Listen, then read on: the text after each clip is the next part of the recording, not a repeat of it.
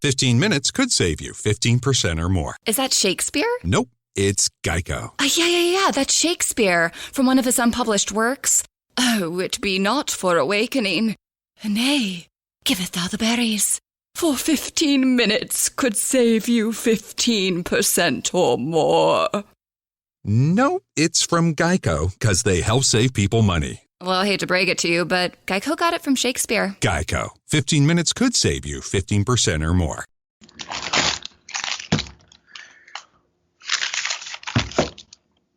Welcome to Great Match Generator here on Social Suplex Podcast Network. I am Danny, and I'm just here with Matt today. How are you doing, Matt? I'm doing great. How are you? I'm doing well. I'm getting the vaccine on Sunday. On the week we record this Sunday, so I feel pretty good, and it just feels pretty good that we're finally getting a hold of this virus, it seems like. Yeah, well, it's excellent news you're getting it, and I think, long way to go still, but it does feel like there's direction. I'm cautiously optimistic, so it does feel like there's a light at the end of the tunnel, I guess, at least for me. Yeah. Unfortunately, your Miami Dolphins did not make the playoffs. Yeah, it was rough. It was a rough game to watch them get close to having a playoff run and then lose in such spectacular fashion, but I'm kind of used to it, so it didn't take me long to get over it, I suppose. Yeah, but it's better than being a Philadelphia Eagles fan, I'll tell you that much. It seems like it, at least right now, although you can remember your last Super Bowl, so. Oh yeah, we can't. My last Super Bowl. It was the only Super Bowl, but at least I can remember the Super Bowl. Yeah. I was not afraid. I was definitely down there for that. So. Yeah, it's but the the playoffs have been fun. It's been an interesting playoff run for the most part, and I'm already, as a Dolphins fan, I'm already looking forward to the off season. I always say it's the time the Dolphins can't lose games, so it's always nice to follow the movement in the off season. Yeah, it's always interesting to follow, and you guys have a lot of cap money, so. Yeah, and draft capital, lots of draft cap, because Bill O'Brien was dumb. Yeah, so we'll see what they end up doing with all those picks and all that draft money. So, or the cap money, excuse me. I'm interested to see. It's always fun to follow. But we have our annual football conversation, but we have some matches to go over today. We have Perry and Dory Funk Jr. versus Stan Hansen and Bruiser Brody from All Japan Pro Wrestling, 12-13-82, the final match of the Real World Tag League. Mm-hmm. And it was essentially the final, too, because there were stakes involved. That's how they booked All Japan. They call it the final match, and it essentially was the final. Then we had Atsushi Onita versus Tarzan Goto from 1991, 2/26/1991, in a fun little match. Undertaker versus Mankind, Buried Alive match, 10/20/96. And then we have this fun little Bryan Danielson low-key match from JBW 6702, and I have a lot of thoughts on that one. Yeah, excited to talk about it. We have 1982 Real World Tag League final match, Funks versus Hansen and Brody. Fantastic brawl of a match here. I think. Yeah, I don't know kind of where to start with this. It's it's just four pissed off men doing pissed off things. Exactly, and I think that these kind of tag matches, these early 80s, even late 70s tag matches, particularly the ones featuring the Funks, really accelerated at like kind of controlled chaos. There's a real sense of just loss of control in a lot of these matches. I think this one accomplishes that in some ways. It's going to be really easy to say this is a brilliant Terry Funk performance because most performances from Terry Funk are pretty brilliant. But I think Dory deserves some credit here. I think he's a little bit underappreciated a lot of times, or at least in some circles. Usual on this tag. What's that? He's a little more fiery than usual in this tag. He has deceptive fire, but he also winds up playing a really sympathetic face in peril where he's sort of in the back half of the match when he is just bleeding buckets, and there are no more two menacing men on the planet than Brody and Hansen to be working on top of you. So I think that part really carries a lot of like emotional weight in this match, whereas you get a hot start. You get Funk and Hansen starting off hot with one of the best collar and elbow types you will ever see, and just laying into each other and really kind of setting a tone.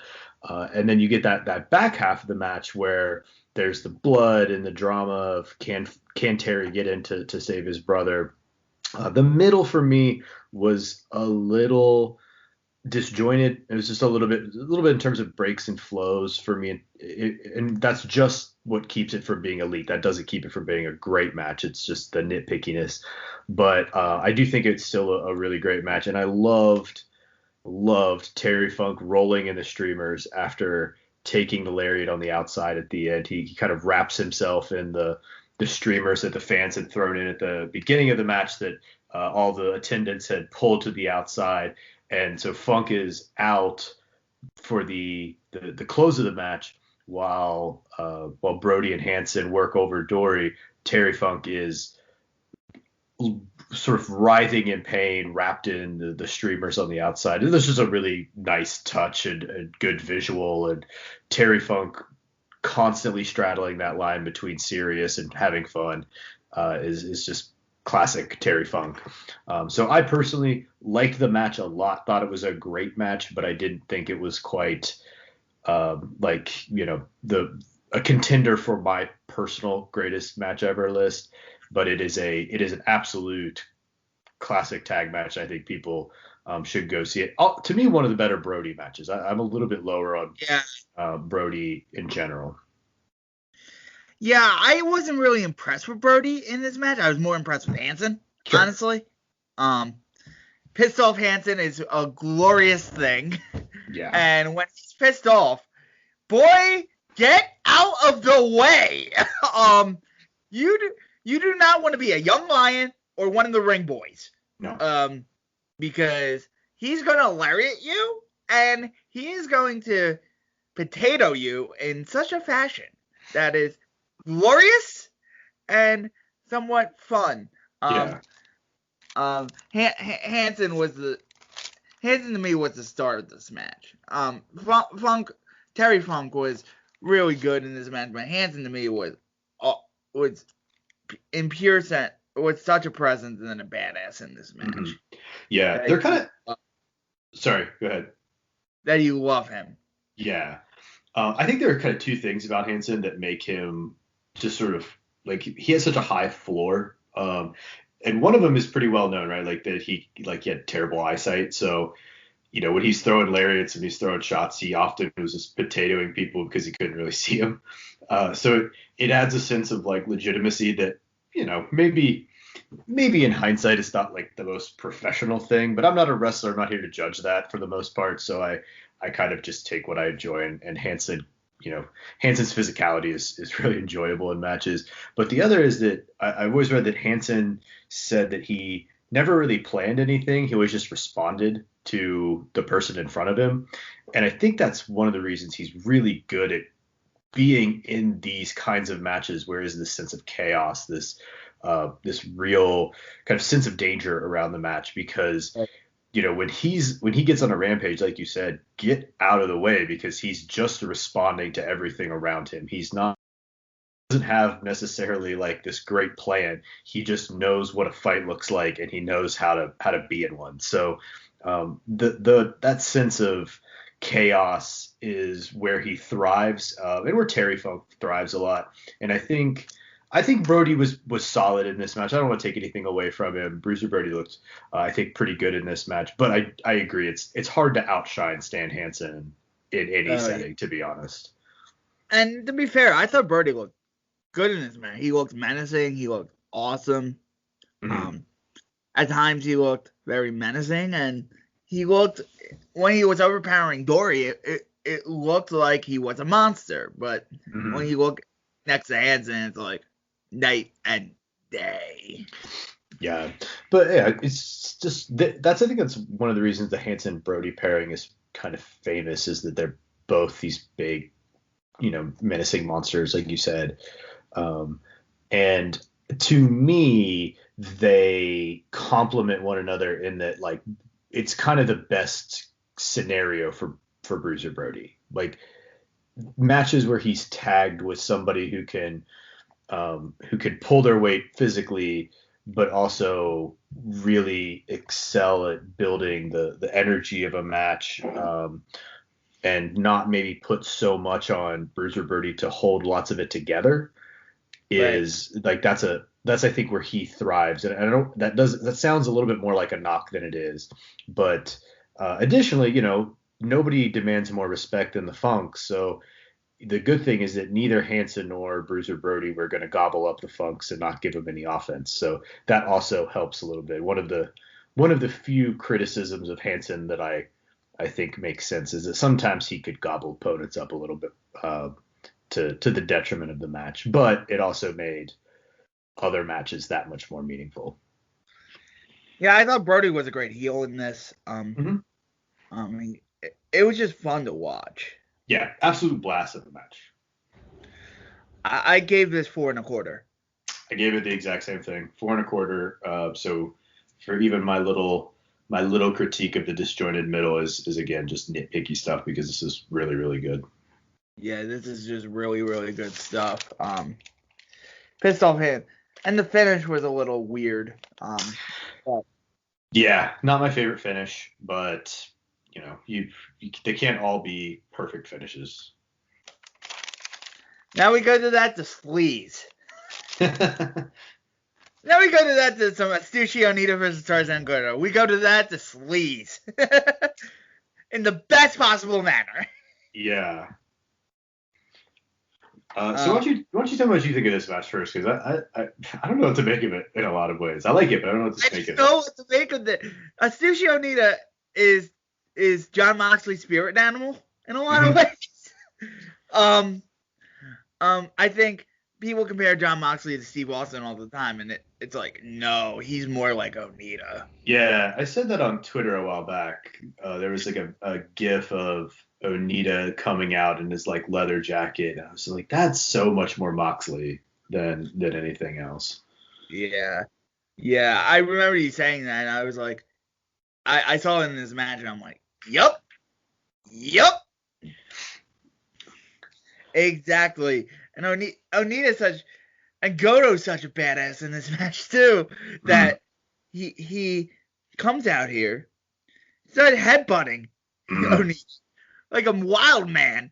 Then Suicide dives into the crowd, and I'm like, here we freaking go. Yeah, it definitely starts about as hot as any match can. Like, Onita's coming out and Tarzan is just standing in the ring, giving him nothing, like not stepping back an inch, and then they just throw headbutts right off the bat. I think Tarzan is busted open in like the first 30 seconds of the match. Yeah. Yeah, and they do the dive to the outside, so it really starts like a match. When I was first watching it, I was like, oh man, I might be in for a genuine top tier classic here. And then Goto it really started like that. Hits him with the chair twice, and then the spot where Goto goes like screw tables and throws it at Onita. Yeah, he like freaks out and then like clunkily throws a table into the ring just to like toss it at Onita's head. And both men are I'm like, this is already 4 stars. Yeah, they really. I mean, there's something to be said for starting a match like that, and I think that a lot of my favorite matches, at least, have really great starts, but that they never really let up, or they never lose the plot, if you will. These guys lost the plot a little bit after the pile drive. Yeah, I totally agree. That's just kind of where I was headed a little bit. That they start out so hot, they're both bleeding in like 3 minutes. And it doesn't feel like contrived, right? It doesn't feel like a match where they're just bleeding for bleeding's sake. They're bleeding because they sell you on how much they want to hurt each other and how much they want to win really early. And then it does sort of taper off, and it kind of wanders a little bit for me. They kind of win me back at the end, but again, much like the last one, actually, it's great start. Good home stretch. Just had a little bit better finish overall. Yeah, but there's some better finish. Yeah, but there's some stuff in the middle that just sort of loses. Tells the pile driver on the Japanese table. I'm like, because he's a Banff. Yeah. Well, there's there's thin tables, like you watch people go through them and you're like, that does not look easy to go through that. You got to really put some effort into breaking those tables, it seems like. And it adds a little bit to me. That wicked pile driver was definitely something I noticed. And then they sort of start exchanging the. Go ahead, sorry. And then the midsection where like Goto was going for all these splashes and stuff like that. It didn't make a little sense. Yeah, it just lost some steam. They just I don't know. There was nothing like bad about it. It wasn't bad. It felt like it didn't match the urgency of the beginning of the match, which is so hard to do. I can't imagine it's easy to keep that level up for very long. So again, kind of not really a criticism, just separating the really, really top tier from the very good to great matches. That's the kind of criticisms you're going to make. But I thought they also won it back in the end, right? I thought the big move exchanges down the home stretch, they finally absolutely. I thought the botch count hurt it a little bit at the end. Yeah, a little bit. It's just one of those things where if you're going to have a really truly elite match, kind of everything has to come together. It's not just about the plan and the execution. Like, it's intangibles involved. And here's I guess it's a tangible, the referee, but just little things like that. But I did like how they where you want to give 4.5, but you can only justify giving it 4 because it's like there are some mistakes, but you want to give it 4.5. Yeah. I tweeted this out. There's like matches where this is where the star rate. If this was 100 favorite matches of all time, this would be it. This would be in it because it certainly could be. They just say screw it all. Yeah, and it's definitely a match that I probably like more than like I think there's like an objective greatness to it, and that's a tricky thing to navigate in general. We talked a little bit about this recently off the podcast, and I think I generally think you should give stars to the things that you like. You should rate things that you like and not worry about sort of what is objectively good. But I do think there is some difference sometimes that, matches have, they have lots of things you like in them, but you could definitely see why other people wouldn't like them as much. So I think as I was watching this match, and I was like, this is objectively a 4-star match, but I want to give it more. Yeah, it's great. I like the exasperation at the end. They really sell being sort of exhausted and beaten down, and that's the thing I really, really like at the end of a match. But those high angle power bombs to the dome, as you said, were brutal at the very end of the match. I think that it ended strong. I actually gave it 4.25. I did give it a little bit more.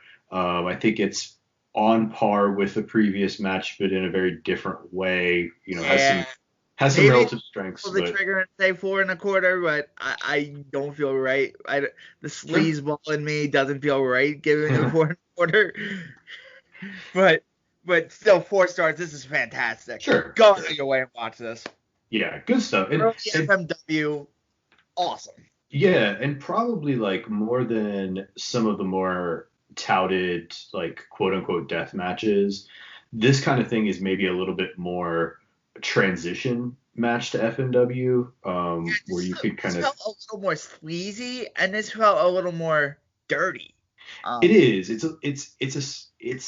is a sleazy kind of dirty grimy match, but it's a professional wrestler. Like it's like nothing seems that out of place. There's a little bit of plunder, but it's not, if you've never watched FMW or if you've never gotten into, say, your barbed wire exploding matches, things like that, this match kind of would be a bridge. Very the live match we're going to talk about next, honestly. Yeah, this is a bridge match between those kinds of things. But so I think it's still a great match. High praise for it. It's and especially people should be watching Onita, just regardless. Oh, people should be watching Onita for his greatness. Oh, yeah.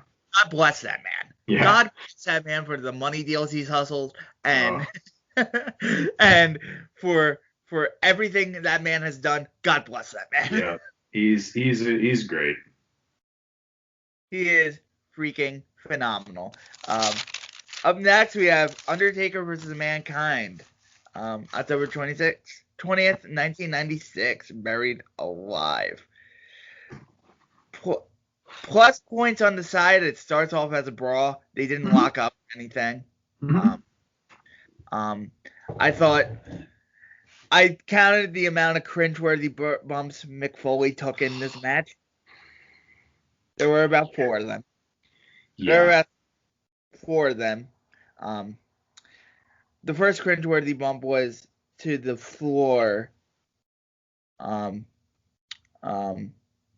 It was Taker flies, and then they did the small package thing on the dirt.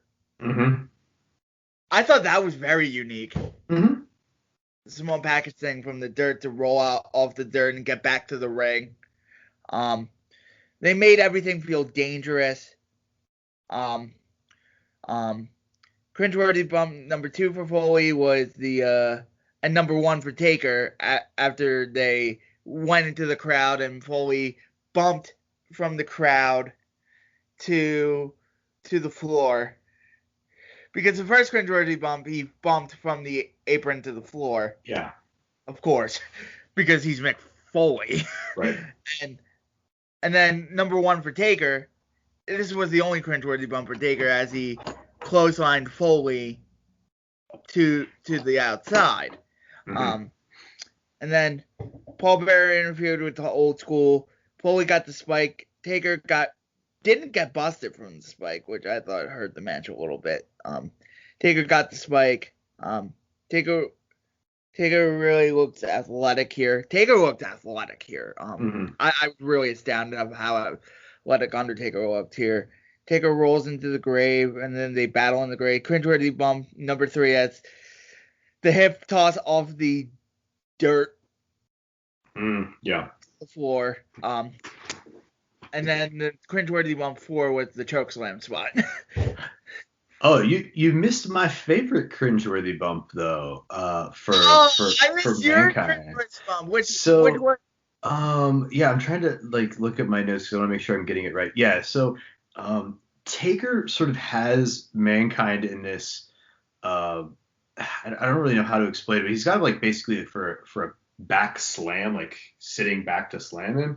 I think actually Mankind was on his back. Yeah, and so Taker drives back into the steps on the outside and just basically sits on Mankind's face hard. Oh yeah, I remember that. I have that in my notes, but that wasn't as cringeworthy. Oh man, to me that was the one where I was like, that hurt. The stairs themselves hurt, but I bet the way that he accidentally, I think, sort of got a little bit more square on his face was brutal looking to me. The way he bumped his head on, there were some cringeworthy spots in this match. The hip toss off the dirt into the floor, that was freaking amazing. The DDT onto the chair, I didn't include that. The Texas pile driver. The backdrop onto the steel steps. I did have step spot there. So when he pushed him off. Tombstone mandible claw. Choke slam onto the grave. That was cringeworthy bump number 4. Yeah, there's kind of a few things about this match that stood out to me. And Hector had a cringeworthy bump. Yeah, so I think this is a good match. in general is a little bit better than I remembered it being, and I probably enjoyed it more than I thought I was going to. It's, to me, I don't know that there's anybody more important to the Attitude Era, at least in sort of making it digestible in retrospect, Then Foley. than Foley. Because if you think of all of the biggest names of the Attitude Era, virtually all of them have at least one of their top feuds with Foley, and for many of them, really key feuds to making them stars. So Taker was already established. He didn't necessarily need Mankind to be the Undertaker, but I do think it helped elevate him and helped sort of keep him relevant through the WWE turning a little bit more serious. And that sort of brings me to my like kind of next point about this match. Is it kind of rides the line between cartoony WWE and serious brawl. That's where it docked points for me, because they had that 1994 feel where all the heels came out, and at the end I'm like, what's the point of all this stuff? It's, well, like you said, like, so there's all of this physicality, right? And I think that this was sort of the issue with early Mankind stuff, was that they had all this physicality that Foley was very good at. He made things very visceral, and he made things very realistic in a lot of ways. And but it was still in this package of the kind of WWE cartooniness, and even that Mankind gimmick early on, as serious as it was in like juxtaposed to the rest of the roster, as much as it sort of gave this aura of danger because of Foley's performances, it's still not like Cactus Jack, right? It still doesn't have quite that gritty, as much grittiness to it, at least for my taste.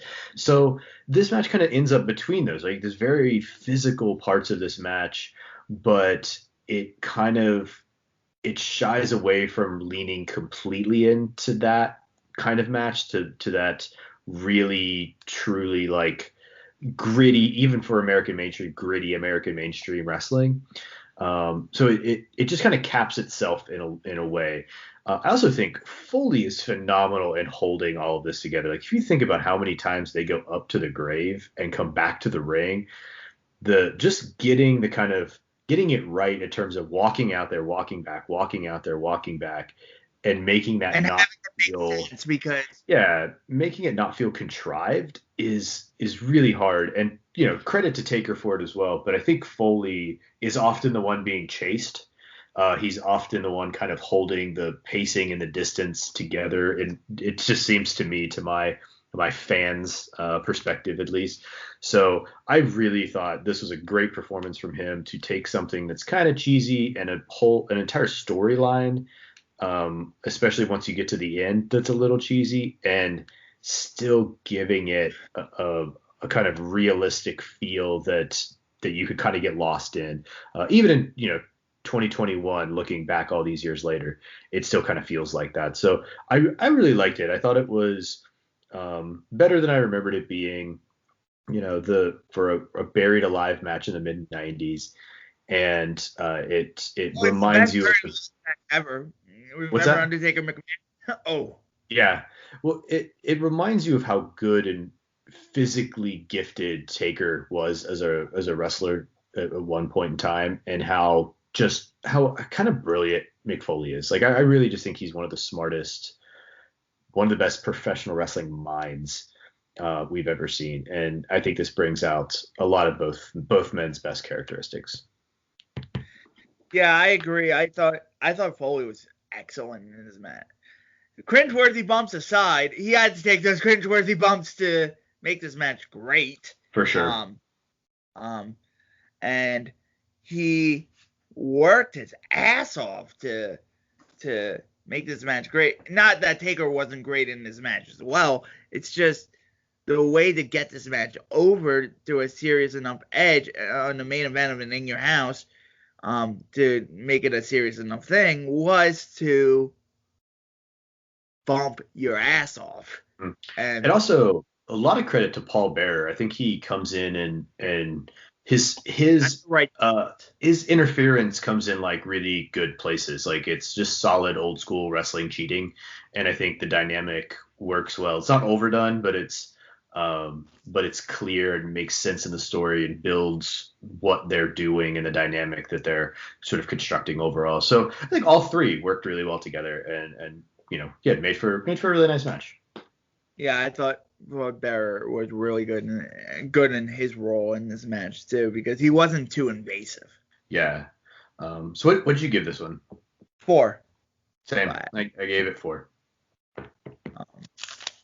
Because overall, I couldn't deny the effort. Yeah, I think it's a good match. It's a really good match. And especially if you knew that time period, there's a little nostalgia in there. Yeah, and I was just an infant at that time period, so I don't really have nostalgia for that time period. But at the same time, I was like, holy mackerel, this is real good. Yep. Now we get into some JAPW. Bryan Danielson, low key 6702. His submission match. Submission only. Really like this. Yeah. Like the urgency and the engaging wrestling by both men on the early going. I thought the whole match was very engaging, very urgent. I thought this is what Loki should have made his career out of. This was like Loki wrestling to his very high peak. With his submission game and with his striking, I thought this was phenomenal. And Danielson, he's Bryan Danielson. 2002 wasn't even his peak of powers, and it was phenomenal. Yeah, I actually in some ways think that, like, I don't want to say that like 2001 2002 was Danielson's best work, but I think it's on par with anything he's ever done because it's different. Like, to me, it's like a great band's first album. It might not be the most polished thing they do. It might not be the best or most acclaimed thing they do, but it's him. It's like a very unique sort of thing, and I think that I love this rivalry, especially the singles matches they had in 2001 and 2002. I think, to me, the best pairing in wrestling history is Stan Hansen and Kenta Kobashi. The number 2 pairing for me is Loki and Bryan Danielson, just in terms of how much I like their matches and their chemistry and what they produce. I think it's I rate it as highly as I rate just about anything in all of wrestling. So I love it. Shame I couldn't pull the trigger on 5. A shame. I mean, the crowd was not a charity show crowd. And was in front of an 0304 Ring of Honor crowd, I would have pulled the trigger. I still give it 5. And so a few reasons. We talked a little bit about this a couple episodes back. I think we were talking about an Evolve match with Chris Hero, if I'm not mistaken. And I talked a little bit about how, like, the thing I like about early 2000s independent wrestling, particularly your kind of the people who emerged as the memorable wrestlers of that time. So your Lokis, your Bryan Danielsons, Chris Heroes, a little bit later Chris Hero, AJ Styles, even Christopher Daniels, Samoa Joe. The thing I liked about them is that they were pulling their inspiration from a lot of different places. So they were watching All Japan, they were watching New Japan in the 90s, they were watching Shoot Style, I think they were probably watching Joshi, they were watching Lucha, they were watching lots of different kinds of wrestling, and so they weren't coming out and doing the mainstream American wrestling, pure and simple. And it took a little while, I think, for the rest of wrestling to catch up a little bit with that, but we ultimately, that's, I think, what shaped a lot of, even now, WWE. But at the time, it was really unique, and I think here we get some of the coolest hybrid wrestling between pro style and shoot style. Because you can tell that Brian and Key have watched their rings. They've watched their UWFI. They are trained, at least to some extent. I don't know how much training either one of them had at this point, but they clearly understood grappling in a legitimate way. You can tell when somebody does, and I think they clearly did. And they're using leverage. They're using their body weight. They're escaping holds. They're transitioning in ways that are not necessarily pro wrestling ways of doing it, particularly in the early 2000s. So I really like that hybrid thing between them here, the way that they implement those kinds of things. I like that they work stiff. Dragon just grinding. I think he's grinding like a knee or an elbow in early on in the match, setting good pace for just how the grappling is going to be grappling, but they're not sitting around in it. They're going for it. So no, they're engaging. They are making sure something's being done while in the grapple. And I enjoyed that I enjoyed all the aspects you're talking about. I know it took a while for the crowd to catch up. It's just for me to get the investment. Sure. Well, the other thing about this match is just the story within it, right? Like, I think it would be easy to lose yourself in like, this is like good technical wrestling, but really the story is nice that like Brian actually, especially if you're following on a bigger scale, Brian's got a couple of like relatively high profile singles wins by this point. Over Key. He's got the round robin challenge match earlier in the year against Key from Ring of Honor.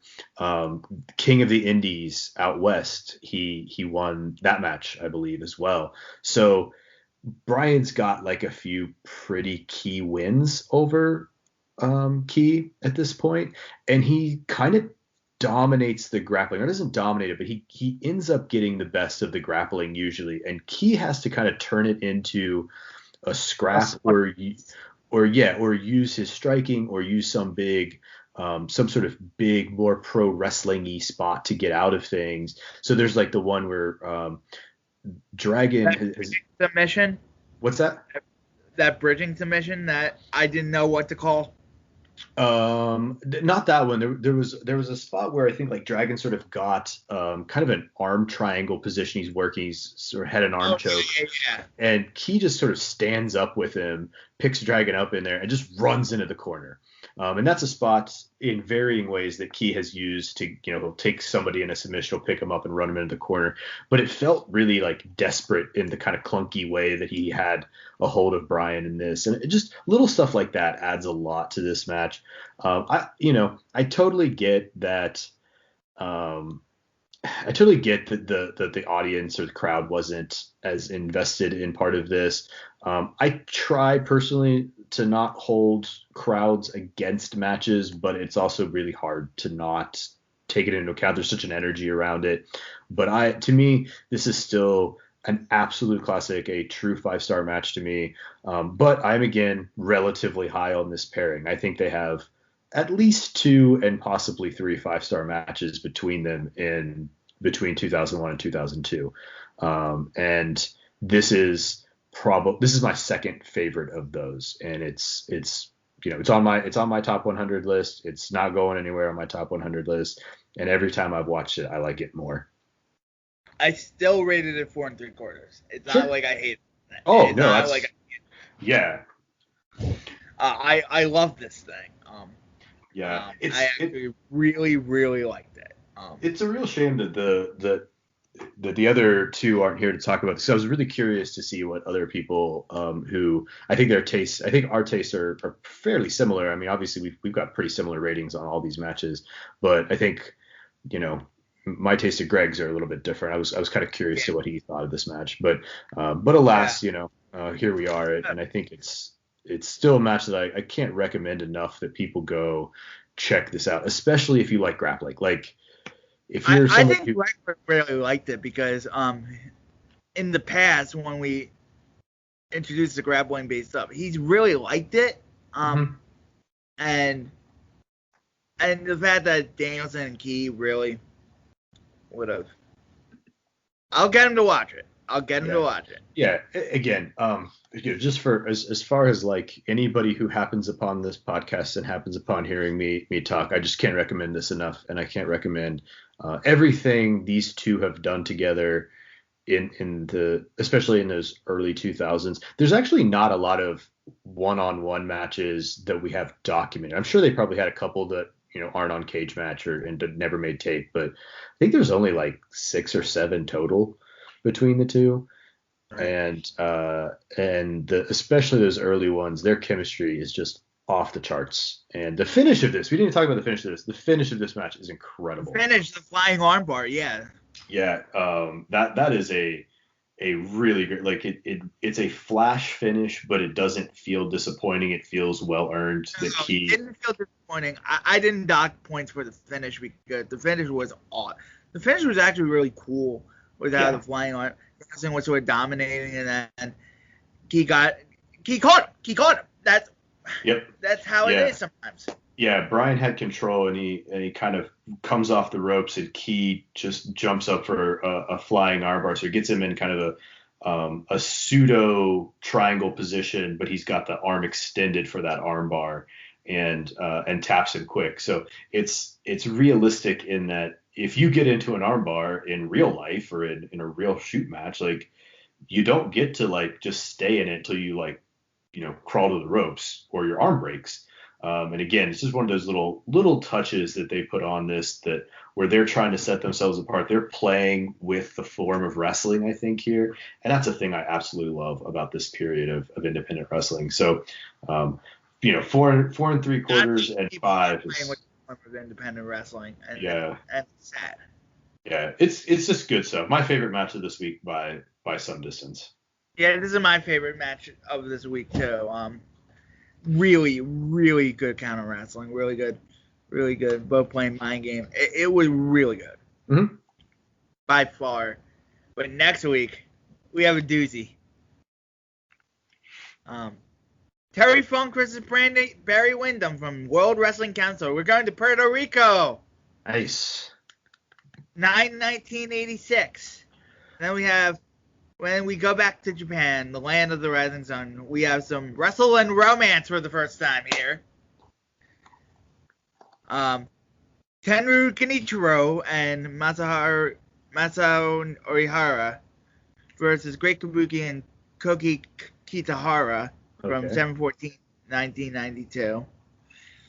Then we have a modern classic, just from last year.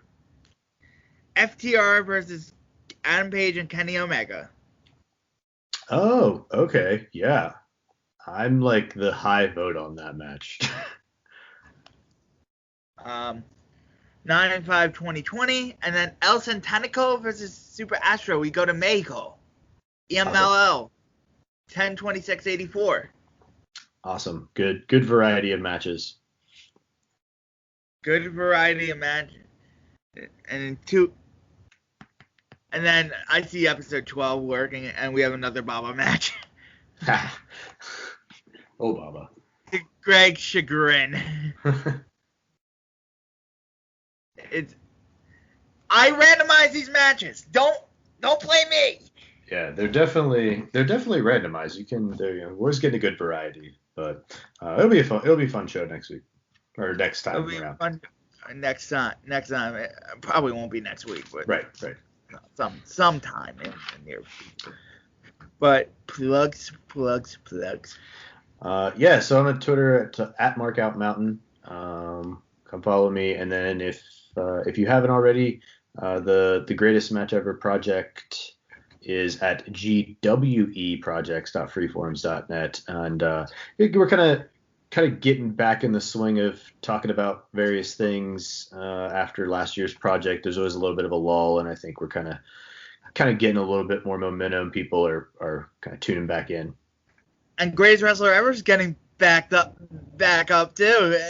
It's exciting times. Yeah, there's a variety of Greatest Wrestler Ever projects this year. I think I'm not really sure where they're all being housed, what they're doing. We've talked a little bit about doing a very informal one over at the Greatest Match Ever Forum.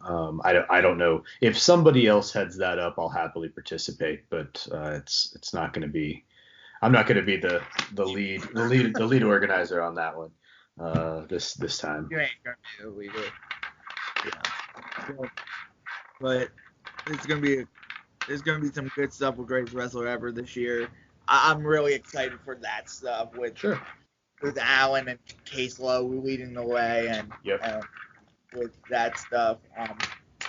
I'm just really excited to see what's going on with that stuff, because that could be some interesting stuff coming out of that. Just reevaluating and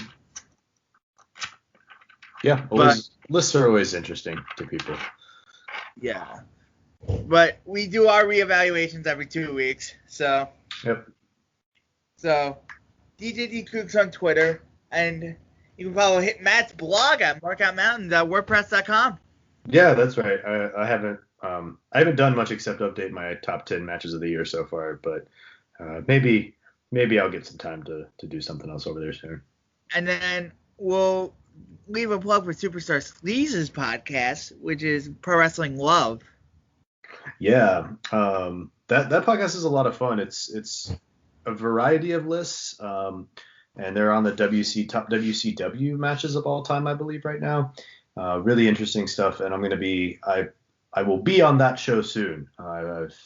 There's I think some recordings in the can of Sleaze and I talking about some shoot wrestling. So